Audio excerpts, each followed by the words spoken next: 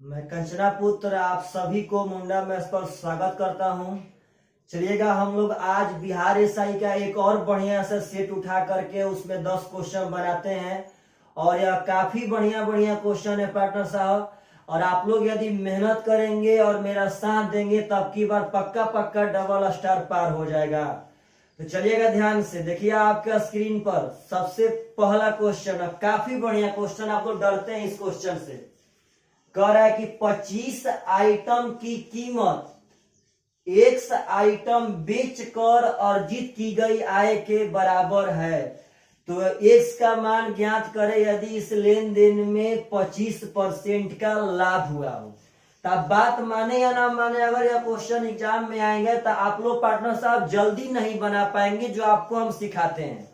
कह रहा है कि 25 आइटम की कीमत यानी 25 आइटम का क्रय मूल्य X आइटम बेचकर प्राप्त किए गए विक्रय मूल्य के बराबर। इसका मतलब है कि 25 गो आइटम का जो सीपी है वह X आइटम के एसपी के बराबर है। क्वेश्चन ही कह रहा है कि 25 आइटम का क्रय मूल्य X आइटम को बेचकर प्राप्त किए गए आय यानी प्राप्त किया गया रुपया के बराबर है। X आइटम बेचकर यानी X आइटम का विक्रय मूल्य 25 आइटम के क्रय मूल्य के बराबर है। अब यहां से देखेंगे तो सीपी अनुपात एसपी हो जाएगा, X इसका हो जाएगा 25 इसका हो जाएगा। तो बस पार्टनर यहाँ पे छोड़ देना है। अब आगे पढ़िए। आगे कहता है कि 25% लाभ हुआ है। तो बात समझिएगा सब आदमी, 25% लाभ का मतलब है कि 1/4। और लाभ बोले पार्टनर साहब तो लाभ का मतलब हो जाएगा 5/4। इसका मतलब है कि 4 रुपया उसका क्रय मूल्य था, उस पे 1 रुपया लाभ होगा। तो आप बात समझिए। तो अगर 4 रुपया क्रय मूल्य है और उस पे अगर 1 रुपया लाभ, तो बोलिए 4 रुपया के सामान पे 1 रुपया लाभ लेके बेचेंगे तो कितना में बेचेंगे? बेचेंगे 5 में। तो ऐसे एक बार यहां से रेशियो निकाल लेना, उसके बाद लाभ हानि जो भी देगा वहां से पता कर लेना है। अब यहां से पता कर लीजिएगा कि 5 का मान 25 है, 5 का मान 25 तो 1 का मान 5 हो जाएगा। यहां से 4 का मान पार्टनर साहब 20 इज द करेक्ट आंसर। यानी कि पार्टनर साहब उसका जो भी हो X का मान क्या होगा? तो X मतलब 20 यानी 20 को वस्तु बेचकर प्राप्त किया गया आय के बराबर था। तो ऐसा क्वेश्चन आवे तो इससे जल्दी कभी नहीं बनेगा। तो आप सब आदमी इस टेक्निक को सीखिएगा और एग्जाम में पक्का पक्का फॉलो कीजिएगा। तो आप लोग प्लीज पार्टनर साहब जितने लोग बिहार एसआई का तैयारी करने वाले हैं उनके पास वीडियो पक्का शेयर करें, पक्का एकदम पक्का पक्का। और कमेंट भी करें कि आपको यह बढ़िया लग रहा है कि बढ़िया नहीं लग रहा है। चलिएगा क्वेश्चन नंबर 2।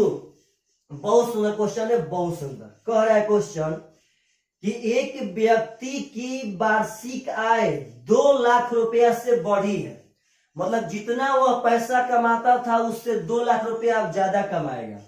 कह रहा है कि लेकिन उसकी आय पर टैक्स जिसका उसे भुगतान करना है वह 20% से घट के 16% हो गया। इसका मतलब है कि वह पहले 20% टैक्स भरता था, जितना कमाता था उसका 20% टैक्स भरता था, और अब जितना कमाता है उसका 16% टैक्स भरता है। तो आप बोलिए पार्टनर साहब कि मान लेते हैं कि पहले वह 1 रुपया उसका इनकम था। तो क्वेश्चन शुरुआत में बोला था कि 2 लाख इनकम बढ़ गया यानी उसका इनकम हो गया अब X + 2 लाख। बात समझिएगा सब आदमी। अब पहले जितना कमाता था उसका 20% तो वह टैक्स भरता था, यानी कि X का 20% तो पार्टनर साहब वह टैक्स भर दिया। अब जितना कमा रहा है इसका 16% टैक्स भर दिया। और जब अब आगे आप क्वेश्चन पढ़ेंगे तो कह रहा है कि वह अब पहले के तरह ही कर का भुगतान करता है। इसका मतलब हुआ कि पहले के तरह ही कर का भुगतान करता है, मतलब कि जितना वो पहले टैक्स भरता था उतना अभी भी भर रहा है। यानी कि दोनों का दोनों टैक्स पहले के तरह ही अभी भुगतान कर रहा है, यानी दोनों टैक्स आपस में बराबर है। तो परसेंट से परसेंट खत्म, 4 × 5 = 20, 4 × 4 = 16, यानी हो जाएगा 5x बराबर 4x + 4 दूनी का 8। तो x का मान हो जाएगा 8, यानी x का मतलब हो गया कि पार्टनर साहब शुरुआत में उसका 8 लाख था। तो कह रहा है क्वेश्चन पढ़िए, उसकी बढ़ी हुई आय क्या होगी। तो एक तो पार्टनर शुरुआत में 8 लाख है, उसका आय 2 लाख बढ़ा था, यहां देखिएगा तो बढ़ी हुई आय हो जाएगी 8 2 10 lakh is the correct answer. तो अगर पार्टनर साहब यहां से क्वेश्चन पूछे तो आप लोगों से पक्का पक्का ऐसा क्वेश्चन बनना चाहिए। इस पे और भी क्वेश्चन है जो आने वाला वीडियो में हम दिखाएंगे, जिसको कैसे और वो स्ट्रक्चर से चेंज कर सकता है, कैसे कैसे पूछ सकता है।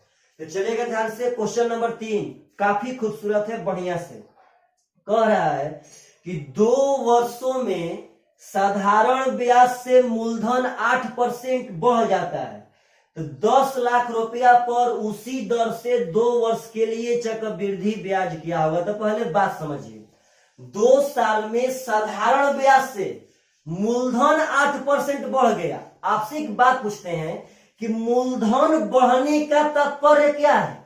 मूलधन बढ़ने का तात्पर्य है मतलब उसमें ब्याज ऐड हो गया। मूलधन बढ़ा मतलब उसमें ब्याज आ गया, तो 2 साल में बढ़ा 8%, वो भी साधारण ब्याज से। तो साधारण ब्याज में तो प्रत्येक साल समान ब्याज मिलता है। तो पार्टनर साहब जब 2 साल में बढ़ा 8%, यानी कि प्रत्येक साल में कितना परसेंट बढ़ता होगा, तो 4%। तो यही 4% आपका दर है। साधारण ब्याज से 8% बढ़ गया, मूलधन बढ़ गया। फुसला रहा है आप सब आदमी को। मूलधन बढ़ने का मतलब है कि ब्याज बढ़ जाना, ब्याज ऐड हो जाना। तो 8% 2 साल में हुआ, तो प्रत्येक साल 4% लिया होगा, क्योंकि यहाँ पे तो ऐसा ही बोला था। तो अब कह रहा है कि 10 लाख रुपया पर 10 लाख पार्टनर साहब ऐसे ही लिखाएगा। तो कह रहा है कि 10 लाख रुपया पर उसी दर से, मतलब वही दर जो यहाँ पे यानी कि 4% के दर से 2 साल का चक्रवृद्धि ब्याज कितना होगा। तो पार्टनर साहब सबसे पहले आप चक्रवृद्धि ब्याज 2 साल का निकाल लीजिए। तो 2 साल का ब्याज कभी भी निकालना हो तो 4 + 4 और +4 × 4/100, यानी 4 4 8, यहाँ हो जाएगा 8.16%। तो हम आंसर देना है पार्टनर साहब की चक्रवृद्धि ब्याज रुपया में कितना होगा। तो यहाँ 10 लाख का 8.16% जब हम निकालेंगे तो परसेंट से डबल सोना कटेगा और इस दशमलव से डबल सोना कटेगा, यानी 81,600 रुपया इज द करेक्ट आंसर। तो पार्टनर अगर ऐसा क्वेश्चन पूछे तो इसका मतलब समझिएगा कि साधारण ब्याज से बढ़ रहा है, इसका मतलब प्रत्येक साल आपस में बराबर होगा। तो यह सब क्वेश्चन हम एक लेवल का उठा रहे हैं। यह लेवल ना तो हार्ड है और ना ही आसान है, आपके एग्जाम के लिए एकदम उपयुक्त है पार्टनर साहब, लेकिन आप लोग मन लगा करके पक्का पक्का पढ़िए। चलिएगा ध्यान से अगला क्वेश्चन, और यह क्वेश्चन तो काफी खूबसूरत है। जब यह पूछेगा तो लड़का लोग अपना टाइम बर्बाद करेगा, लेकिन आप लोग बना के चल जाएंगे। देखिएगा ध्यान से, क्वेश्चन कह रहा है कि यदि दूसरे वर्ष में एक निश्चित राशि पर प्राप्त चक्रवृद्धि ब्याज 250 रुपया, 2 साल में ना, बात समझिएगा ध्यान से, दूसरा वर्ष में दूसरा साल का चक्रवृद्धि ब्याज है 250 रुपया। तो आपसे कह रहा है कि तीसरे वर्ष के लिए उसी राशि पर 12% के दर से चक्रवृद्धि ब्याज क्या होगा। आपको रेट दिया है 12%, अब पूछ रहा है कि तीसरा वर्ष का चक्रवृद्धि ब्याज क्या होगा। तो पहले बात समझिए, यह है दूसरा साल का, यह पूछ रहा है तीसरा साल का।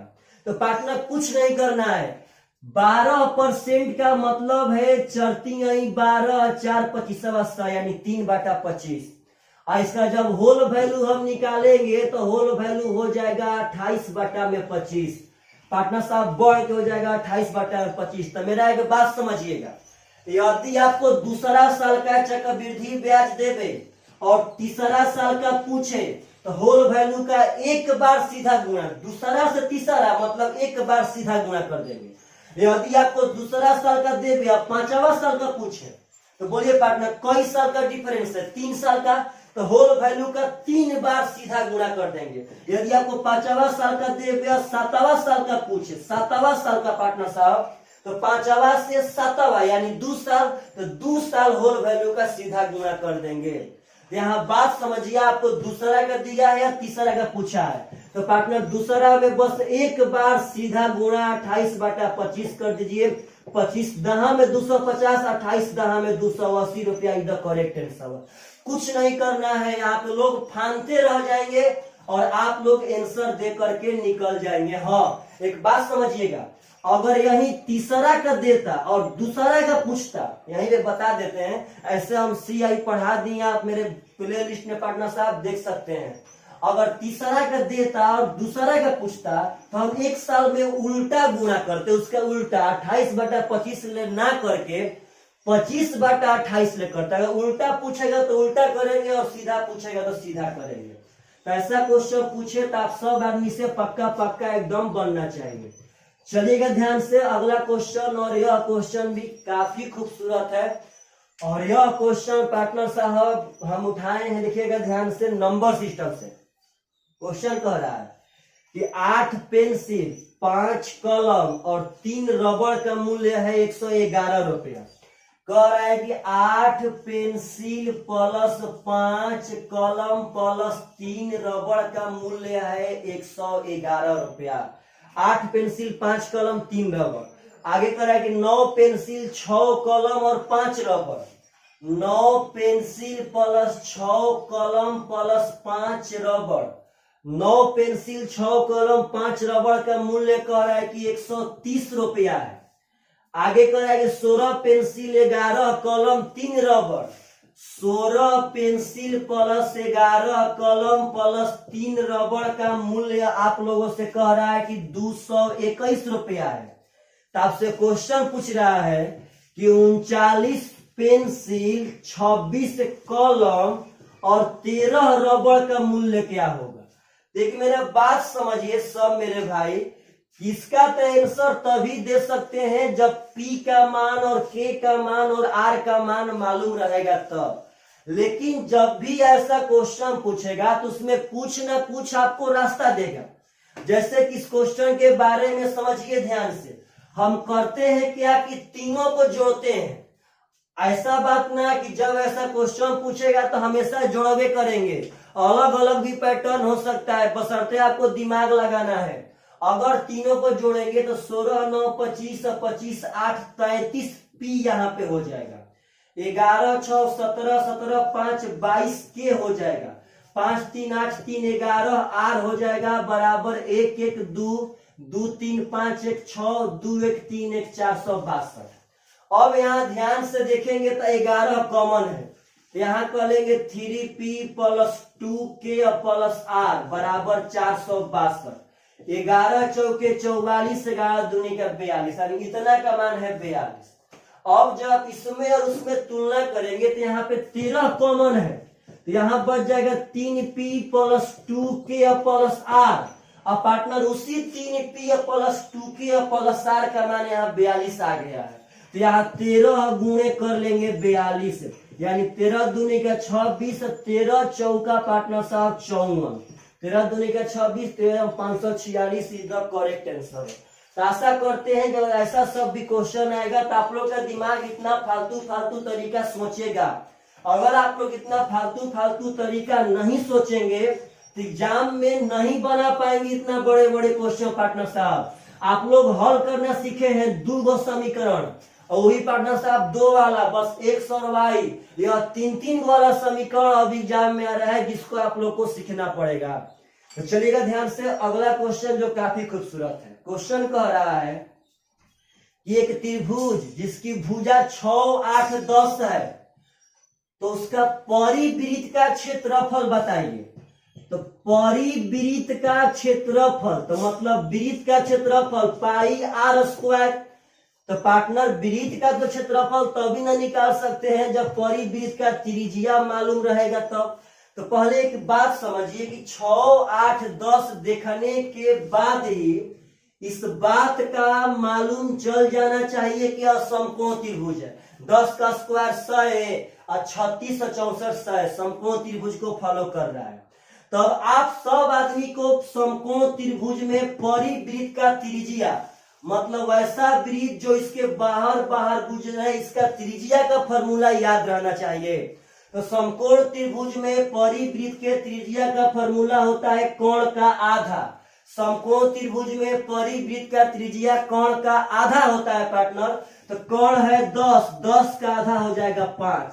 तो यहाँ बैठा देंगे, पाई का मान 22/7, यह हो जाएगा 5 का स्क्वायर 25, 25 दूनी का 50 और 25 दूनी का 55, यानी 550/7 इज द करेक्ट आंसर। इसमें इंपॉर्टेंट वह नहीं था, इंपॉर्टेंट यह था कि समकोण त्रिभुज में परिवृत्त का त्रिज्या पूछे तो कोण का आधा, और समकोण त्रिभुज में अंतःवृत्त का त्रिज्या पूछे तो लंब जोड़ आधार माइनस कोण बटा में 2। याद रखिएगा, समकोण त्रिभुज में अंतःवृत्त का त्रिज्या पूछे तो लंब जोड़ आधार माइनस कोण बटा में 2। तो ऐसा भी क्वेश्चन आवे तो आप सब आदमी से पक्का पक्का बनना चाहिए। एकदम पार्टनर साहब एक बढ़िया लेवल से पढ़िए, और पढ़िए तो जिससे आप पढ़ रहे हैं उसका नाम लीजिए, कि ना भाई बेकार का फालतू का मेहनत करके हम लोग को एकदम पढ़ा रहा है तो पढ़ा रहा है। चलेगा ध्यान से, अगला क्वेश्चन बहुत ही खूबसूरत, बहुत खूबसूरत क्वेश्चन कह रहा है।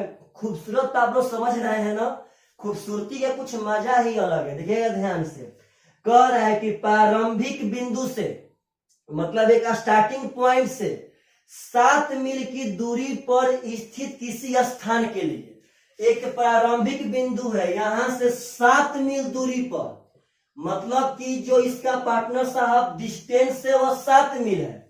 कह रहा है कि 7 मील की दूरी पर स्थित किसी स्थान के लिए बी, क्वेश्चन पढ़ने का स्टाइल सीखिए, बी के बाद कॉमा है तो कह रहा है कि बी ए के चलने के 4 मिनट बाद उसी बिंदु से चलना शुरू करता है। मतलब एक ही बिंदु से ए और बी चलते हैं, लेकिन बी चला है कब, जब ए 4 मिनट चल गया है तब। तो बात समझना है, सबसे पहले कौन चला, ए, और उसके 4 मिनट बाद चला बी। तो आगे क्वेश्चन कह रहा है कि गंतव्य पर पहुंचने के बाद ए पीछे मुड़ता है। सही बात है पार्टनर, जब ए पहले चला होगा तो ए वहां पहले पहुंच गया होगा। तो कह रहा है गंतव्य पर ए पहुंचने के बाद पीछे मुड़ा, पीछे मुड़ता है, और 1 मील चलने के बाद बी से मिल जाता है। मतलब कि ए यहां से चलते गया चलते गया चलते गया, यहां से पीछे मुड़ा पार्टनर साहब, और 1 मील चलने के बाद बी से मिल गया। मतलब बी यहां से यहां गया होगा। अब बी अभी जा ही रहा था तब तक ए होने से आके, और 1 मील यहां भी ए चला है पार्टनर साहब, आके यहाँ पे बी से मिल गया। तब आगे कहता है कि ए 8 मिनट में 1 मील चलता है, ए 8 मिनट में 1 मील चलता है, तो बी की गति कितना मिनट में 1 मील होगी। ए 8 मिनट में 1 मील, तो पूछ रहा है कि बी क्या गति कितना मिनट में, कितना मिनट में 1 मील होगा। कुछ ना, एकदम आसान है। पहले आप ध्यान दीजिएगा, सबसे पहले एक बात को दिमाग में नोट करके रखना है कि जो बी है वह ए के 4 मिनट बाद चला था, जो बी है वह ए के 4 मिनट बाद चला था। इसका मतलब कि ए, अच्छा मानिए आप अगर ए यहां से चल दिया, अब बी उसके 4 मिनट बाद, तो ये तो पार्टनर चलता रहा चलता रहा चलता रहा चलता रहा, यहां तक गया था। अब बी यहां से यहां गया, लेकिन ए जितना देर तक चला है का उतना देर तक बी चला था। बी तो उसके चलने के 4 मिनट बाद, तो पार्टनर साहब बी जितना भी समय चलेगा वह ए वाला समय से 4 मिनट कम चलेगा।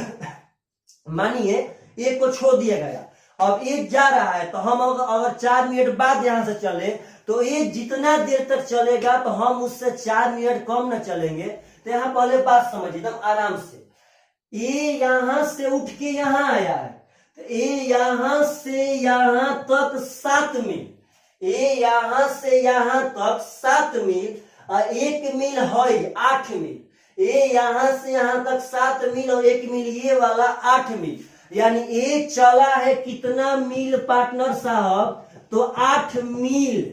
और आपसे पूछते हैं कि ए 1 मील चलता है 8 मिनट में, तो ए का टोटल समय कितना लगा होगा, तो 8 × 64 मिनट। 1 मील 8 मिनट में तो 8 मील 64 मिनट में। और आपसे पूछते हैं एक बात कि पार्टनर ए तो चल दिया था और उसके बाद बी चला था 4 मिनट बाद, तो अगर ए यहां से 64 मिनट में यहां आया है तो बी पक्का पक्का यहां से यहां 60 मिनट में गया होगा, तो बी का टाइम है 60 मिनट। अब एक और बात बता दीजिए कि जब यह डिस्टेंस है 1 मील तो यह बचा हुआ डिस्टेंस कितना होगा पार्टनर साहब? तो 6 मील, क्योंकि यह तो टोटल था 7 मील, तो जब 1 मील इधर से आ गया तो यह बचा आपका 6 मील। तो पार्टनर साहब यानी बी यहां से यहां 60 मिनट में, यानी कि 6 मील गया है 60 मिनट में, 6 मील गया है 60 मिनट में, तो 1 मील कितना जाएगा पार्टनर साहब? तो 10 मिनट में 1 मील। तो यही तो हमको आंसर चाहिए। बहुत बड़ा क्वेश्चन था, बहुत बड़ा। तो पार्टनर साहब यह सब का हमको कमेंट चाहिए और हम चाहते हैं कि आप लोग शेयर पक्का पक्का करें कि जो आपको हम पढ़ा रहे हैं वह रियल मायने में आप सब आदमी को बढ़िया लग रहा है कि नहीं लग रहा है। अब की बार पक्का पक्का डबल स्टार पार करवा के मानेंगे यदि आप अपना जीके जीएस बढ़िया से पढ़ते हैं तब। अगला क्वेश्चन, और काफी जबरदस्त क्वेश्चन कह रहा है कि यदि ए बी सी बराबर 4 इंटू 4 प्लस ए प्लस बी प्लस सी है, तो कह रहा है कि 1/2 प्लस ए, 1/2 प्लस बी और 1/2 प्लस सी का मान क्या होगा? अब पार्टनर साहब अगर यह क्वेश्चन मिलेगा तो विश्वास मानिए आप लोग बहुत देर तक वहां मतलब क्या बोलते हैं छटपटा के रह जाएंगे। लेकिन एक बात समझिए, अगर यह पैटर्न आपको कहीं मिले पार्टनर साहब, तो डायरेक्ट ए बराबर बी बराबर सी बराबर 4 मान लीजिएगा। अगर कोई कहे कि x1 x2 x3 बराबर 4 into 4 plus x1 plus x2 plus x3, तो अगर ऐसा आएगा पार्टनर तो आप सोच नहीं पाएंगे, तड़फड़ा जाएंगे वहां पे। लेकिन डायरेक्ट तीनों को 4 4 4 मान लो। देखिए चेक कर लीजिए, 4 4 4 यानी कि 64, यहां करेंगे 4 4 4 तो 4 4 4 4 16, 16 चौके 64 बराबर हुआ कि ना हुआ? तो पार्टनर याद रखना है कि यदि एबीसी बराबर 4 इंटू 4 प्लस ए प्लस बी प्लस सी का पैटर्न बनाए तो 4 4 4 मान लेना है, बहुत जल्दी बनेगा। हाँ, कॉन्सेप्ट खोजेंगे तो कहियो नहीं बन पाएगा। यहाँ पे 4 2 6 तो 1/6, 1/6, 1/6। यह धरती का सबसे फुलटस बॉल है 1 1 1 यानी 3/6 पार्टनर साहब 1/2 इज द करेक्ट आंसर। तो कैसा भी क्वेश्चन हो, कैसा भी, एकदम धुआं कबार देना है तो धुआं कबार देना है पढ़ करके। पार्टनर साहब एकदम कबार करके आप मेहनत कीजिए एकदम। कौन कहता है कि मंजिलें नहीं मिलेगी? मंजिलें तो पार्टनर साहब हम लोग अपना से जा करके लाएंगे। हम लोग के पास मंजिल नहीं आना है, मंजिल को हम लोग जबरदस्ती लाएंगे। अगला क्वेश्चन कह रहा है कि 100 अंक की कितनी धनात्मक संख्या है? पर इसका बात समझिए, आपसे पूछते हैं कि 1 अंक की धरती पे कितनी संख्या है? तो अगर 0 को छोड़ देगा कि 0 ना तो धनात्मक है और ना ही ऋणात्मक है, तो धनात्मक संख्या में 1 अंक की संख्या 9 गो है। 1 2 3 4 5 6 7 8 9। कोई पूछे कि 2 अंक की कितनी संख्या है, तो 2 अंक की संख्या 10 से लेकर 99 तक, तो 2 अंक की संख्या है पार्टनर साहब 90 गो। कोई पूछे कि 3 अंक की कितनी संख्या है, तो 3 अंक की संख्या 100 से लेकर के 999 तक होगा, तो यह है पार्टनर साहब 900 गो। अब कोई पूछे कि 4 अंक की कितनी संख्या है, तो पार्टनर हो जाएगा 9000 गो। तो यह तो पूछ रहे हैं कि 100 अंक की कितनी संख्या है, तो क्या करेंगे पागल, कैसे बताएंगे? यह सब पूछा हुआ क्वेश्चन है। तो पहले एक बात समझिएगा, 1 अंक की संख्या है 9 गुणे 10 के पावर 0। 2 अंक की संख्या है 9 गुणे 10 के पावर 1। देखिए 10 के पावर 1 10, 10 9 90। 3 अंक की संख्या है 9 गुणे 10 के पावर 2। 4 अंक की संख्या है 9 गुणे 10 के पावर 3। यानी जितना अंक का संख्या निकालना है, मानिए 4 अंक का, तो 9 9 9 9 तो सब में है, जितना अंक का निकालना है उससे 1 ठो कम पावर करना है। अगर 3 अंक का निकालना है तो पावर 2 रहना चाहिए। यहाँ पूछ रहे 100 अंक का तो हो जाएगा 9 गुणे 10 के पावर 99। कोई पूछे 75 अंक का तो 9 गुणे 10 के पावर 74। कोई पूछे पार्टनर साहब 500 अंक का तो 9 गुणे 10 के पावर 499। इतना तो धरती पे संख्या है। तो यह क्वेश्चन आपके सामने आए तो पक्का पक्का एकदम बनना चाहिए। चलेगा अगला क्वेश्चन। कह रहा है कि 0.99 को बाइनरी में बदल, यानी 99 आपका दशमिक पद्धति में है, इसको बाइनरी पद्धति में चेंज करना है। तो चलिएगा ध्यान से, आपको हम बाइनरी में चेंज करना सिखाते हैं जो आपकी एग्जाम में कभी भी आ सकता है। तो पार्टनर साहब बाइनरी में चेंज करने में कुछ भी नहीं करना है, आप सिर्फ और सिर्फ 2 से भागा दीजिए। 2 से भाग, 2 चौके 8 और 2 नवा 18। शेष कितना बचा? 1। जो शेष बचेगा यहां से लिखना स्टार्ट कीजिएगा। इधर से भागा देना है, यहां शेष लिखना। 2 से भागा देंगे 24 दूनी का 48, 1 बचा तो यहाँ 1 लिख देंगे। 2 से भागा देंगे 12 दूनी का 24, शेष ना बचा तो यहाँ 0 लिख देंगे। 2 से भागा देंगे 2 छक्का 12, शेष ना बचा तो यहाँ 0 लिख देंगे।